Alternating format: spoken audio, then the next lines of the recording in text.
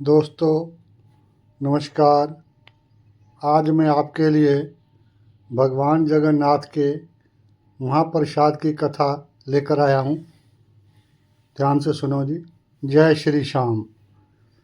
एक दिन नारद मुनि कैलाश पर्वत पर शिव जी के दर्शन करने पहुँचे और उन्होंने श्री कृष्ण एवं उद्धव जी के बीच की वार्तालाप कर वर्णन उनके समक्ष किया।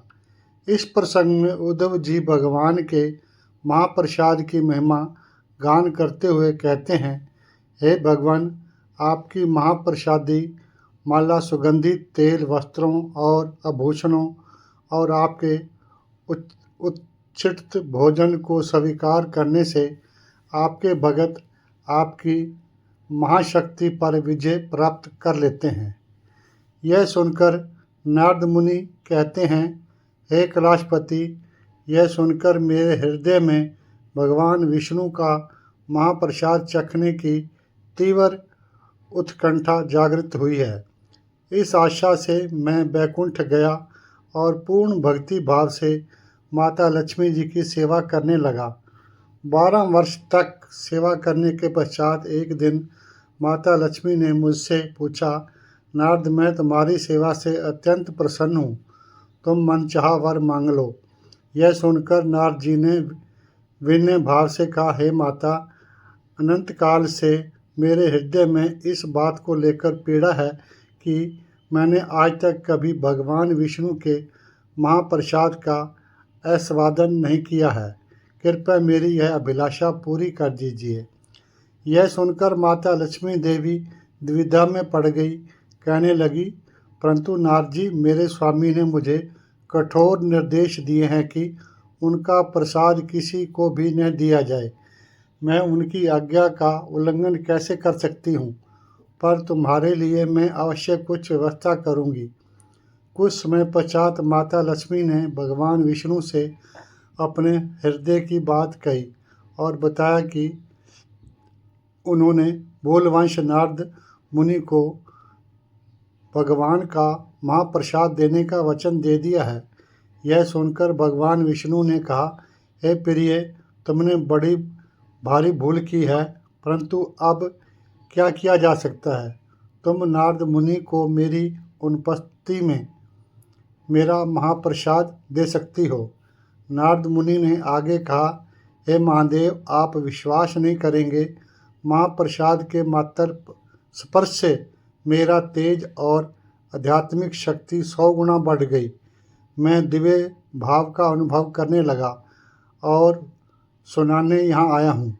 यह सुनकर कैलाशपति महादेव कहते हैं, हे नारद, निश्चय ही तुम्हारा तेज अलौकिक है, परंतु तुमने ऐसे दुर्लभ प्रसाद का एक कण भी मेरे लिए नहीं रखा।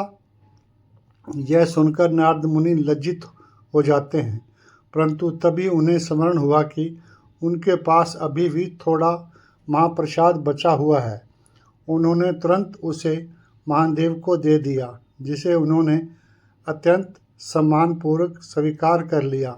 उसे ग्रहण करते ही श्री कृष्ण प्रेम में मस्त होकर भगवान शिव नृत्य करने लगे। उनके नृत्य की थिरकन धरा हिलने लगी और भूकंप सा महसूस होने लगा। तब भयभीत होकर माता पृथ्वी ने माता पार्वती से महादेव को शांत करने का निवेदन किया।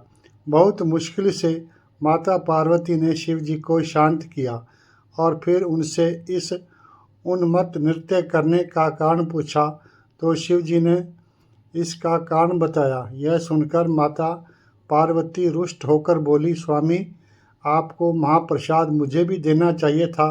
क्या आप नहीं जानते मेरा नाम वैष्णवी है? आज मैं प्रतिज्ञा लेती हूँ कि यदि भगवान श्री हरि मुझ पर अपनी करुणा दिखाएंगे तो मैं प्रयास करूँगी कि उनका महाप्रसाद ब्रह्मांड के प्रत्येक व्यक्ति, देवता और यहाँ तक कि सभी प्राणियों को भी प्राप्त होगा। तभी आश्चर्यजनक रूप से उसी क्षण भगवान विष्णु माता पार्वती के वचन की रक्षा हेतु वहाँ प्रकट हुए और बोले, हे देवी पार्वती, मैं आपको वचन देता हूँ कि मैं स्वयं तुम्हारी प्रतिज्ञा को पूर्ण करूँगा और पुरुषोत्तम क्षेत्र जगन्नाथपुरी में प्रकट होऊंगा और ब्रह्मांड में प्रत्येक जीव को अपना महाप्रसाद प्रदान करूँगा। इसलिए आज भी जगन्नाथ मंदिर में भगवान जगन्नाथ को भोग लगाने के पश्चात सर्वप्रथम प्रसाद विमला देवी माता पार्वती के मंदिर में अर्पित किया जाता है और यही कारण है कि कोई भी भक्त प्रसाद कभी भी अर्चा विग्रह के सामने बैठकर ग्रहण नहीं करता है। भगवान जगन्नाथ जी की जय हो। जय श्री श्याम। यदि आपको ये कथा अच्छी लगी हो तो कृपया लाइक करें और मेरे चैनल को सब्सक्राइब करें ताकि इस प्रकार की आपको और वीडियो मिलती रहें।